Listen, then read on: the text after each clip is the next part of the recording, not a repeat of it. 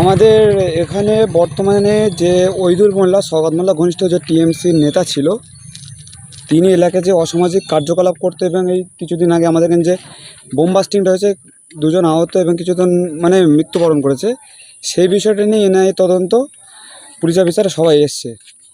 এবং কাছাকাছি আমাদের এখানে এলাকায় যে ড্রাইভার শাহরুল মোল্লা ছিল, তার বাড়িতে এনআইএ গিয়েছে। এবং ওইদুল যে অসামাজিক কার্যকলাপ করতে তারই একটা ছোটো নমুনা। ওইদুল এই ছোটোখাটো বোম্বিং কেস থেকে ছোটো মেশিন পার্ট এরা ওটা সব কিছু সাপ্লাই করতে হচ্ছে এখান থেকে, অঞ্চল থেকে। এটা সওগাত মোল্লার নির্দেশে। এবং আপনারা এটাও জানতে পেরেছেন যে সওগাত মোল্লার বাড়িতে এনআইএ গিয়েছে এই কার্যকলাপের জন্য। আচ্ছা, এই বোমা বিস্ফোরণের সঙ্গে ওইদুল ইসলাম কীভাবে জড়িত, বা শওকত মোল্লা তাদের বাড়িতে এনআইএ গিয়েছে, কী মনে করছেন, কীভাবে তারা জড়িত? দেখুন, সওগাত মোল্লার ডানাত বলতে গেলে চলে ওইদুল মোল্লা।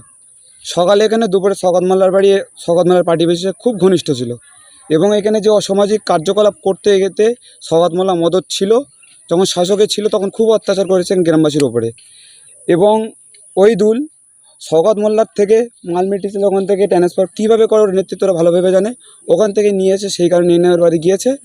এবং এখানে কিছুদিন আগে যে বোম মেশিন বা 80 পিস বোমা, একটা বন্দুক পাওয়া গেছে, সেগুলো সব কার্যকলাপ যা কিছু করেছে সব ওইদুল মোল্লার নেতৃত্বে এবং তার নির্দেশে।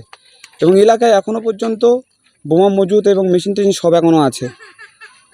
এবং সওগাত মোল্লার সাথে কীভাবে ঘনিষ্ঠ কীভাবে যোগাযোগ, সওগাত মোল্লার ডানাত নামে পরিচিত ছিল এবং সওগাত মোল্লা যা বলতো সেটা করতো। এখানে আইএসএফকে দমানোর জন্য সেই ভিত্তিতে এইসব কার্যকলাপ করে বেড়াতো। আপনার নাম, পরিচয়? আমার নাম সুরাবুদ্দিন মোল্লা, 156 নম্বর বুথের আইএসএফ কর্মী।